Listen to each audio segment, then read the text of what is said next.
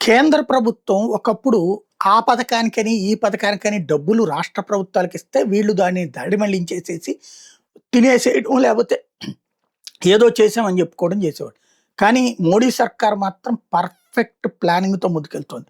ఇప్పుడు జగన్ ఉన్నప్పుడు ఈ గ్రామ సచివాలయ వ్యవస్థ ఎట్లయితే తెచ్చాడో, రైతు భరోసా కేంద్రం, సచివాలయ వ్యవస్థ, నాడు నేడు కింద స్కూళ్ళు బాగు చేయటం, అట్లాగే ఆ గ్రామీణ ప్రాంతాల్లో అలాగే వార్డు ఆసుపత్రులు, గ్రామ ఆసుపత్రులు అన్నటువంటిది ఎట్లాగైతే ఏర్పాటు చేసుకొచ్చారో, వీటిట్లో కేంద్ర ప్రభుత్వం డబ్బులతోనే సర్వశిక్ష అభియాన్ నిధులతో నాడు నేడు కింద చేసుకొచ్చారు. అట్లాగే ఆ ఆసుపత్రులు కేంద్ర ప్రభుత్వం డబ్బులతోనే వచ్చినటువంటిది.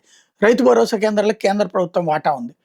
అయి కరెక్ట్‌గా చేసుకొచ్చాడు. పేరు తనది పెట్టుకున్నాడు. ఇప్పుడు నేరుగా కేంద్ర ప్రభుత్వం రాష్ట్రాల్లో సమృద్ధి గ్రామ్ డిజిటల్ కేంద్రాలు ఏర్పాటు చేస్తోంది. దీన్ని పైలట్ ప్రాజెక్ట్ కింద రాష్ట్రానికి ఒక ఊరిని ఎంచుకుంటే ఆంధ్రప్రదేశ్‌లో నారాకోడూరుని ఇందుకోసం ఎంపిక చేసుకున్నారు.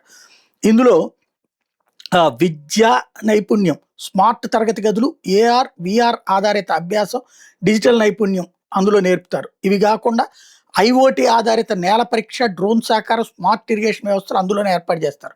అలాగే టెలికన్సల్టేషన్లు, ఆరోగ్య ఏటీఎం కూడా అక్కడ ఉంటాయి. ఈ ఆరోగ్య ఏటీఎంలో 60 రకాల వైద్య పరీక్షలు చేస్తారు. అలాగే ఈ కేంద్రంలో స్కిల్ ల్యాబ్ పెడతారు. ఇక్కడ విద్యార్థులు ఏఆర్, వీఆర్ టెక్నాలజీ సాయంతో 3D కింద అవసరమైన సమాచారం, వైజ్ఞానిక అంశాలను తెలుసుకునే ఏర్పాటు కూడా చేశారు. అలాగే వ్యవసాయ రంగానికి సంబంధించిన డ్రోన్ టెక్నాలజీ ద్వారా రైతులు తమ పొలాలకు పురుగు మందులు పిచికారీ చేసుకోవడానికి వీలుగా మరో విభాగం ఏర్పాటు చేస్తున్నారు. ఈజీ మార్ట్‌లో రైతులు, స్థానికులు తమ ఉత్పత్తిని ఆన్‌లైన్‌లో అమ్ముకోవడానికి కూడా ఇంకో విభాగం ఏర్పాటు చేశారు. గ్రామంలోని ప్రతి ఇంట్లో టీవీని కంప్యూటర్‌గా మార్చుకుని ఇంటర్నెట్ వినియోగించుకునేందుకు వీళ్ళకి ప్రత్యేక బాక్సులు కూడా ఇస్తారు.